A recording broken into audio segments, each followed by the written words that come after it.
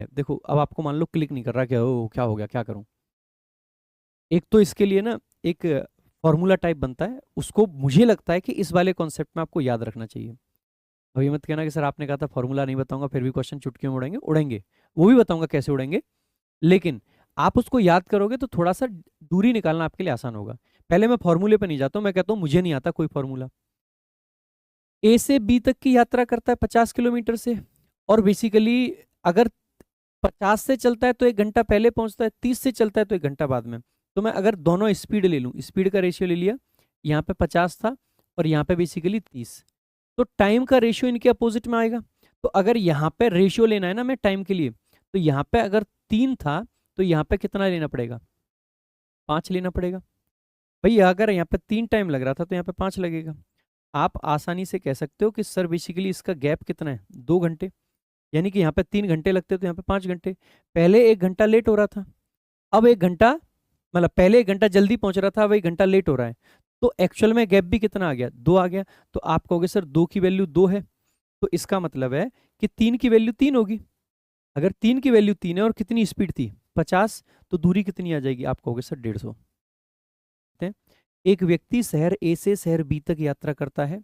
यदि वह 50 किलोमीटर प्रति घंटा की चाल से चले, ठीक है जी, तो 1 घंटा पहले पहुंचता है, ठीक है। यदि वह 30 किलोमीटर प्रति घंटा की चाल से चले तो 1 घंटा देरी से पहुंचता है। शहर ए और बी के बीच की दूरी क्या है। देखो अब आपको मान लो क्लिक नहीं कर रहा, क्या हो गया, क्या करूं। एक तो इसके लिए ना एक फॉर्मूला टाइप बनता है, उसको मुझे लगता है कि इस वाले कॉन्सेप्ट में आपको याद रखना चाहिए। अब ये मत कहना कि सर आपने कहा था फॉर्मूला नहीं बताऊंगा फिर भी क्वेश्चन चुटकियों में उड़ेंगे, उड़ेंगे। वो भी बताऊंगा कैसे उड़ेंगे, लेकिन आप उसको याद करोगे तो थोड़ा सा दूरी निकालना आपके लिए आसान होगा। पहले मैं फॉर्मूले पे नहीं जाता हूं, मैं कहता हूं मुझे नहीं आता कोई फॉर्मूला।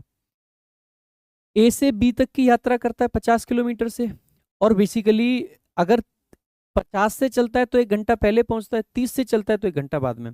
तो मैं अगर दोनों स्पीड ले लूं, स्पीड का रेशियो ले लिया, यहाँ पे 50 था और यहाँ पे बेसिकली 30, तो टाइम का रेशियो इनके अपोजिट में आएगा।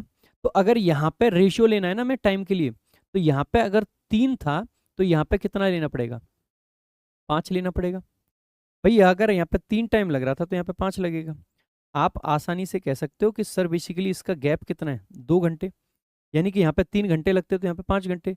पहले 1 घंटा लेट हो रहा था, अब 1 घंटा, मतलब पहले 1 घंटा जल्दी पहुंच रहा था, अब 1 घंटा लेट हो रहा है। तो एक्चुअल में गैप भी कितना आ गया, 2 आ गया।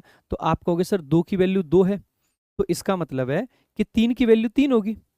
अगर 3 की वैल्यू 3 है और कितनी स्पीड थी 50, तो दूरी कितनी आ जाएगी, आप कहोगे सर 150।